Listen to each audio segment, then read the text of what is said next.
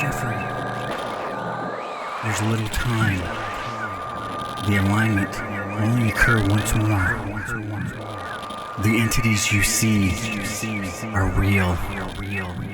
Scripture and ancient text call them the Putti.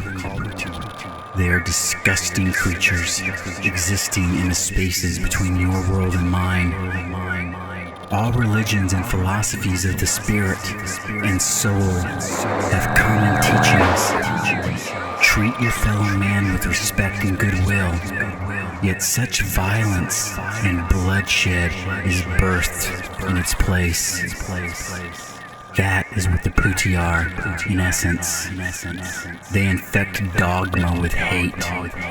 They consume the minds of the righteous and oppress the masses with lies of salvation. They are the reasons we kill in the name of an unseen deity.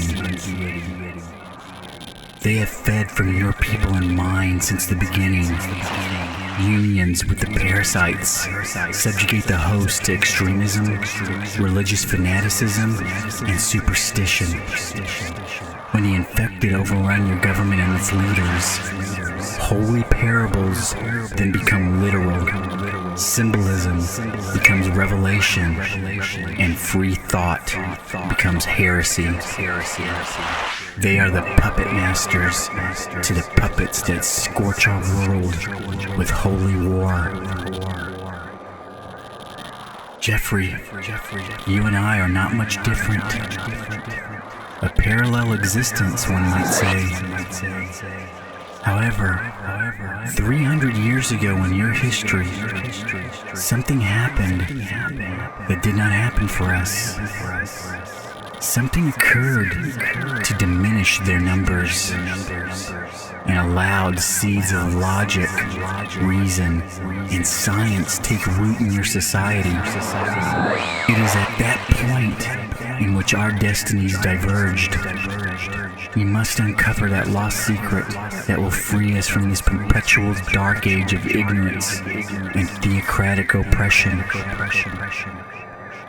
Whatever you do, and whatever you decide, Jeffrey, do not let them know you can see them. They lust for the flesh that has a sight as you do. You are a rare treasure to them, and they will tear through all barriers to reach you. No protection or safe haven will you find. They will blister your skin with the seeds of their progeny, and immeasurable agony will be inflicted upon your body as you gestate their brood of future offspring. Remember, do not let them know you can see them. Whatever you do, do not let them know you can see them.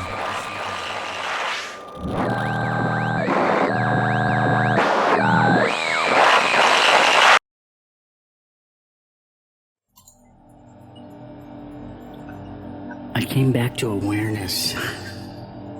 I was relieved when I saw that my strange conversation had only been seconds long instead of minutes like it felt. But that was enough to be noticed by most of the kids in the courtyard. I looked at them and thought, at least I don't have little slug babies sticking out of my back like most of you. So joke's on you. Since hearing the voice an hour ago, something interesting had occurred. Well, something else interesting, besides receiving an interdimensional message from another race. I think the message did something to me. Did something to my thoughts. It reminds me of that one time my stepdad's pickup truck had a tire that was unbalanced. When we would drive, it would thump and rattle the whole truck. He had the tire balanced, and no more bumpy and noisy rides. Maybe the message somehow balanced my mind. The voices are definitely still there, and my thoughts are still flying around. Now I can tune it out, like background noise. Things that are not real now appear to me as not real. It's like watching a movie and knowing you're watching a movie. I can tell myself to slow it down. Now I'm able to do it. I'm not suffering anymore. I quickly made the decision that I need to get out of here. There are too many of the faculty and students infected. I have a feeling some of the teachers already have been keeping an eye on me because of my recent behavior. If I word it right, I'm sure I can get my mom to give me permission to leave early. Then I need to find help. My mom gave permission for me to leave and walk the 3/4 of a mile to the house. I told her exactly what she wanted to hear. I wasn't feeling well. I'm struggling in the spirit today, and I could really use some alone time with God. And it's such a nice day. It'll make me feel closer to Him. Liar. The walk home flew by. I was lost in thought, thinking about my message. The leaves are rustling behind you, from the hedge right over there. What happened 300 years ago that was relevant? What is relevant? Those things were dominant and in control, and then they weren't. What happened? Well, let's see. Well, these things are real and can only be seen by a few people. People like me. The people they infect show extreme fanaticism toward religion. This fanaticism has been responsible for a large number of the wars and death in human history. They caused the hate, bigotry, and death from the world's religions. It wasn't only corruption that ruled the ancient world. It was the Cherubs, or the Putti, this entire time. But what happened that changed all that? There's something in the air. I can hear its flapping of its wings. There, up in the tree. The branches are creaking. I round the corner of my street and pick up this pace. I had about 500 feet before I reached my front door. The branches are rustling close to the ground. Look, the leaves are falling. I am confident I'm in control, but I'm not stupid. I quickly pulled out my house key from my pocket and fumbled to get the front door open. I tried not to make it so obvious I was freaking out. There's that flapping again. Something landed on top of the roof. The tumblers within the old lock refuse to cooperate with the key. Something scratching. It's scratching on the roof shingles. Dirt is falling off the edge of the roof's overhang. The key finally turned, unlocking the door. However, the old door was wedged within the frame, as old doors so often do. I slammed my shoulder into the door, trying not to show how panicked I was. Something's coming. It's getting closer.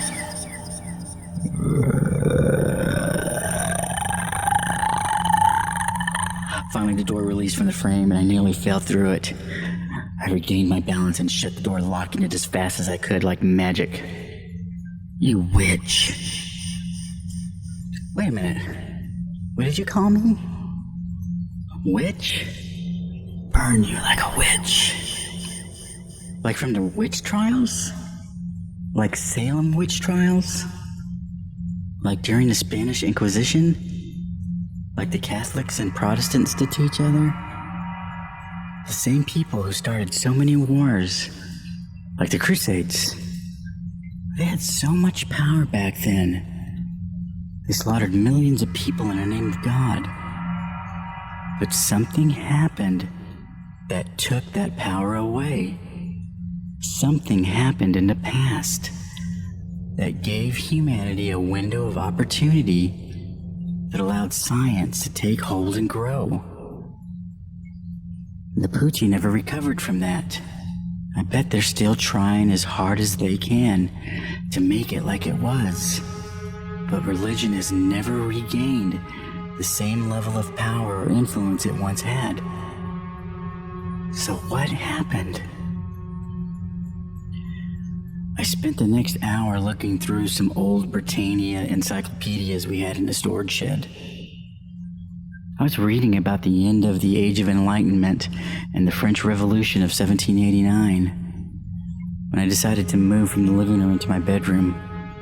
Entering my room, focused on finishing up the last paragraph of the page I was reading, I absently closed the door behind me, and a light breeze began to flutter the pages of my book.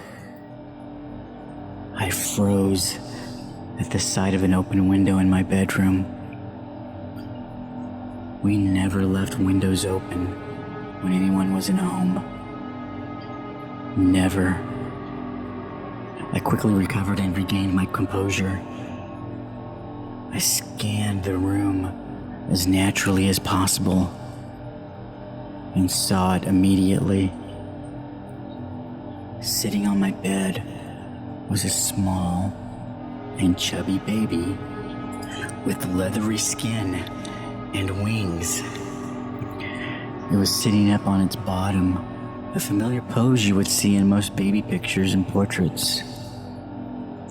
Its arms and legs were abnormally long and slowly writhed side to side. They weren't flexible like tentacles, but multi-jointed extremities with knuckles running the entire length of the appendage, ending in short, stubby digits. Its face was chubby, but not in a cute way, more like clumps of cottage cheese packed under its sickly gray skin. The nose was turned up and more like a piglet than a person. The eyes were bluish-white marbles, veined with red vesicles. They sat within sunken eye sockets, enclosed by reddish wet eyelids. The most disturbing feature was its blank facial expression and open mouth, shaped like an O. My intuition was screaming at me to run as fast as I could. It knows you can see it, but that would give me away. Without making it too obvious, I needed to get out of my room as soon as possible. It was already suspicious. I walked to my closet and changed into a more comfortable shirt, and then walked to my desk and pretended to read. It watched me intently without breaking its gaze. I could hear its heavy breathing from lungs that sounded like it was drowning in phlegm. My desk was positioned facing away from the bed, making it difficult to keep an eye on the monster. I pretended to read as long as I could stand it. When I thought it was long enough, I stretched and cocked my head towards my bed. From the corner of my eye, I could see that the spot on the bed it had occupied was now empty. At that moment, I felt a tug at my pant leg. The long, slender arm wrapped around my leg. I wouldn't look down if I were you. Without lowering my head, I let my eyes slowly drift down and could see it preparing to crawl up my leg. I told you. As the appendage slithered up my leg, it slipped under my pant leg and started pulling down the socks I was wearing, exposing my bare skin. The moment it made contact with my skin, I felt a sensation like when you try to squish two opposite ends of a magnet together. I felt its entire body stiffen, and then a vivid image, a vision exploded in my mind, and it filled me with horror. Its head snapped upward and made eye contact with me. We stared at each other. Its face contorted into a look of horror and rage. Then it let out a blood-curdling scream that hurt my ears. A scream like a pig being slaughtered. There was no doubt anymore. It knew. I could see it. You're fucked. It rapidly began to disentangle itself from me, but not before I lifted my leg up and began shaking it off violently like my shoe was on fire. Off balance, I fell over my wooden chair and hit the floor hard. We sat up at the same time and locked eyes once again. It looked at me, then at the open window, then back at me. In a burst of speed, it scurried like an obscene worm along the floor towards the open window. I quickly remembered my warning. Whatever you do, do not let them know you can see them. Then that nightmarish vision flashed in my mind again. Don't let it get away!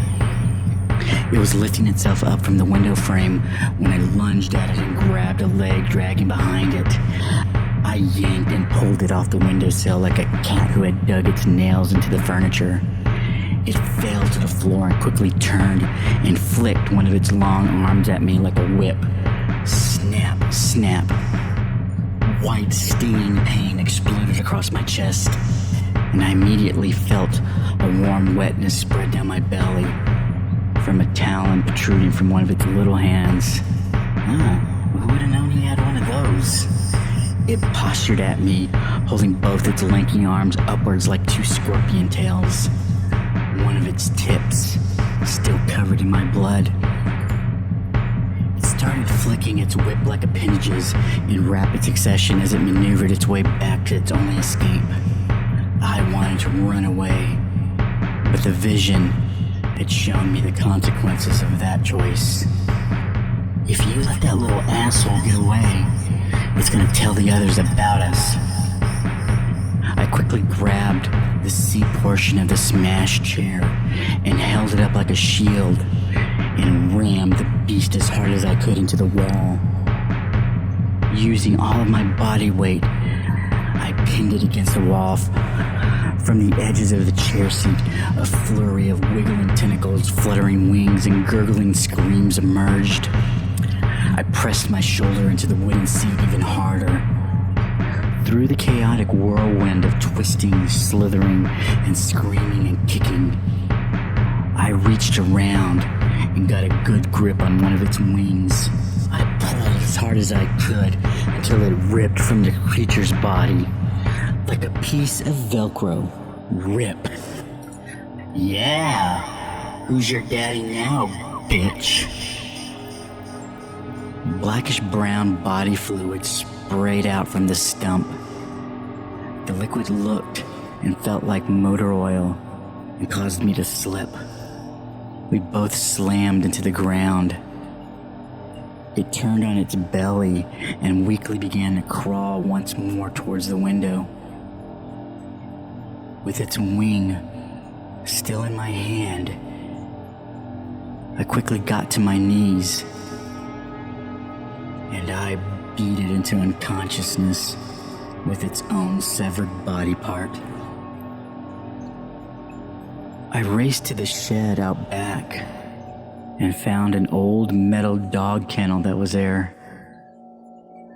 I dragged the heavy cage into my room, hoping that the little demon had not regained consciousness. It was still lying on the floor on its side, in a pool of its own blood that had now begun to congeal. I grabbed it and quickly flung it into the cage and locked the door with a padlock. Then I collapsed to the ground. I don't know how long I sat there studying it. I was also trying to ignore that one voice, the one that emerged after the message. It pushed all other voices away, but it was so annoying. It was like having a vulgar little brother constantly talking in your ear. I jokingly thought to myself, if this is the price I have to pay for not being crazy, I think I'd rather be crazy. Speak for yourself, buttface. This isn't exactly my definition of an ideal situation either. The ringing phone snapped me back to reality. and I quickly answered it, turning my back on the monstrosity. It was my mom checking in on me, asking if I needed anything, to which I replied no. She informed me that she and my stepdad would be home soon after their prayer meeting, and then she went on a bit about some of church-related activities, this and that. Oh my God, tell her to shut up. All right, Jeffrey. We will be home later this evening. Okay, Mom. Jeffrey, Yes, Mom. God is watching over you. Everything happens according to His will. You just need to accept His divine purpose. I know, Mom. Do you know? I see the doubt in your eyes.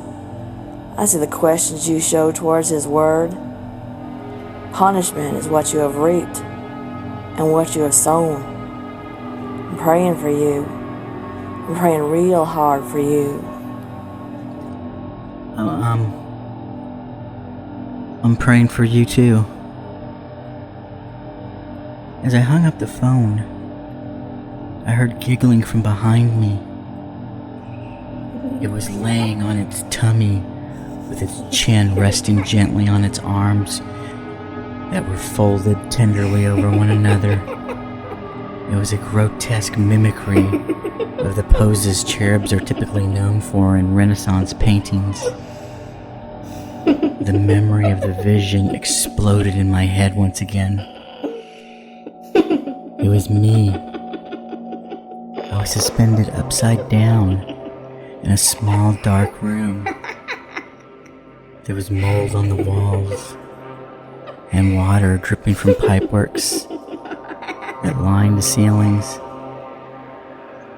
Every inch of my body was covered with embryonic blisters containing a fetus of a cherub. The papules pulsated and stretched my skin so far that it was torn. Large gashes from where skin and muscle had separated from itself were held together by gelatinous ropey cords that cocooned my body. Underneath the clusters and clusters of the developing embryonic sacs, there was no hint that a little boy was still under there, except for one,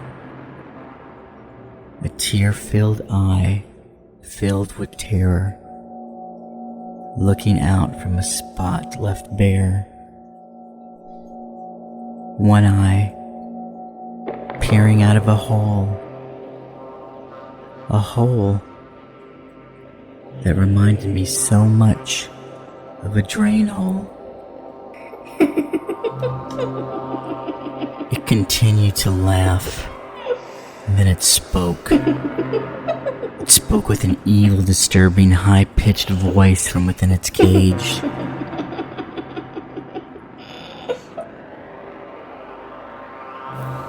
You've had it so wrong. God does not want your prayers. God wants your